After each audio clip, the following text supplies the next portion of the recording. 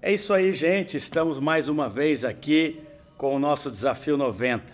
É com alegria que a gente está fazendo parte desse momento tão especial na história da nossa igreja, na história dos homens, da nossa igreja, esse desafio que nós estamos vivendo juntos, o Desafio 90.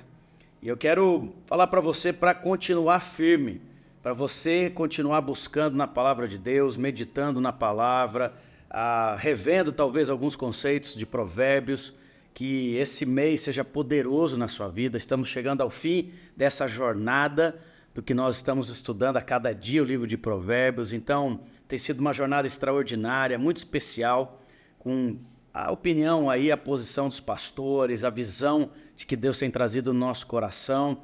Mas com certeza eu creio que isso na sua vida, aí onde você está agora, sentadinho na sua cama, no seu quarto, na sala de TV, aonde estiver, no seu celular, talvez no seu iPad, no seu aparelho, qualquer um que seja, que Deus continue falando ao teu coração, usando a tua vida, através desse estudo, do livro de Provérbios, através dos desafios que você tem vivido, através desse tempo de oração que nós temos passado, que realmente seja algo muito especial e que você continue conectado com a igreja, conectado com esse desafio, mas principalmente com aquilo que Deus tem para a sua vida. E hoje, agora nesse momento, me cabe falar sobre um Provérbios 26.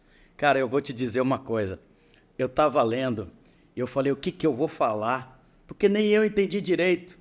Rapaz, tem tanta frase aqui que eu fiquei tentando interpretar, que eu falei, eu vou explicar como uma coisa dessa. A Bíblia diz assim, por exemplo, no versículo 2, como o pardal que voa e fuga, e a andorinha que esvoaça veloz, assim a maldição sem motivo justo não pega. Rapaz, o chicote é para o cavalo, o freio é para o jumento, e a vara é para as costas do tolo. Olha cada comparação diferente, né? De modelos que tinha da época.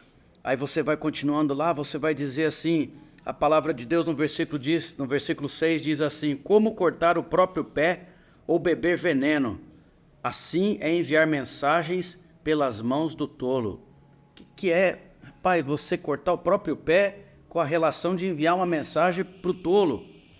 Não é fácil. Muitas vezes a gente tem que interpretar a palavra olhando historicamente os exemplos, nós temos que observar a palavra com a inspiração do discernimento do Espírito Santo de Deus.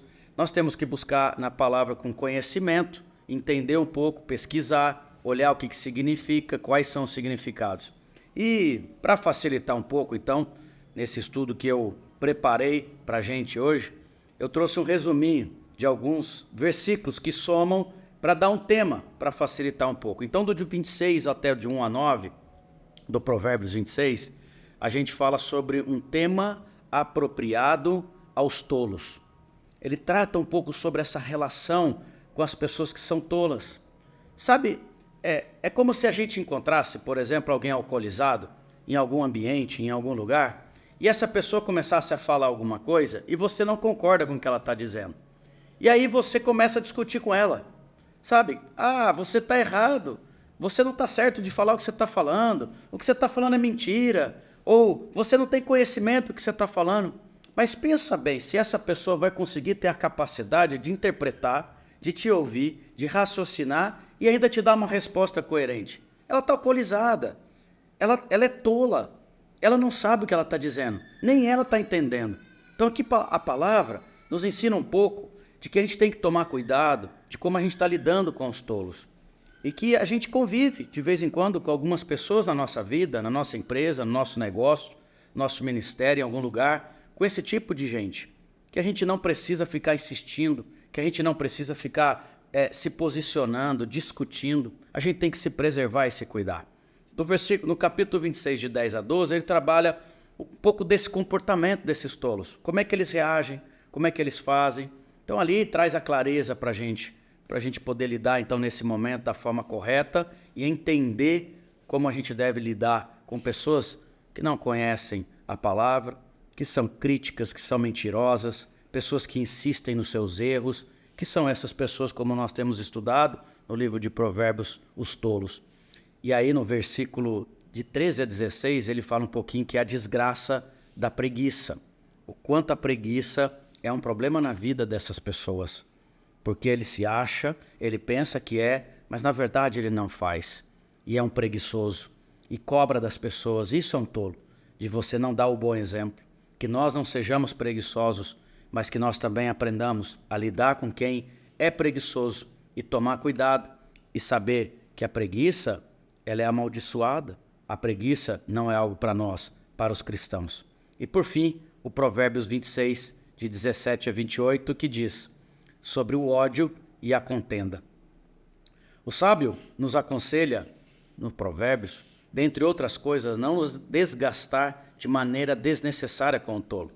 Sabe, debate longo, pessoas que são muito apaixonadas pelo seu próprio tema, quando estão em situações, em momentos e circunstâncias inconvenientes, a maioria das vezes qualquer tipo de conversa não vai chegar a lugar nenhum.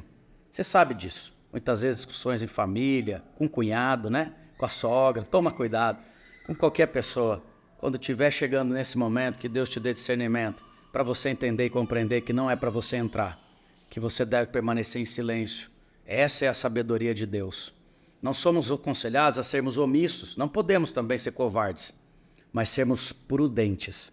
A prudência deve ser como nós devemos agir nessas situações. Temos que lembrar que as palavras ditas em seu tempo são bênção, mas enquanto que as palavras certas no momento errado pode gerar até uma grande maldição.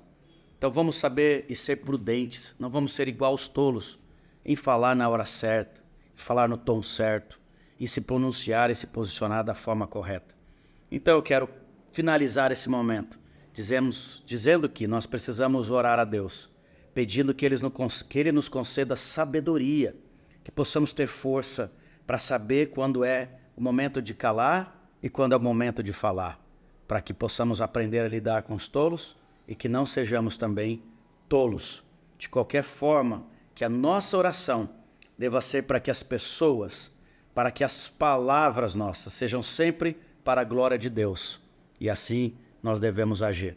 E eu quero te incentivar a viver nessa direção. Quero convidar você nesse momento aí agora, do jeito que você estiver. Se você puder fechar teus olhos, baixar sua cabeça, e nós vamos fazer uma oração. Pai, obrigado, Senhor Jesus, por esse tempo. Obrigado pela Tua palavra. Obrigado pelo tamanho da criatividade, como o Senhor lida de temas tão sensíveis, tão difíceis. Temas, ó Pai, históricos. Relações, ó Pai, com pessoas que são tolas. Relações, ó Pai, com a preguiça. Relações, Senhor, com o ódio. Que o Senhor nos ajude a viver debaixo do Teu propósito, seguindo a Tua palavra, vivendo, Senhor, conforme nós temos aprendido nesse livro de Provérbios, como um homem sábio na presença de Deus. Que o Senhor agora abençoe a vida desse meu irmão, da sua família, da sua casa, do seu casamento, de onde ele estiver ali, Senhor, trazendo essa unção de sabedoria para a vida deles, para que eles possam viver como sábios, como o Senhor tem nos ensinado e acabou de nos ensinar mais uma vez. É isso que eu te peço e agradeço e oro em nome de Jesus. Amém.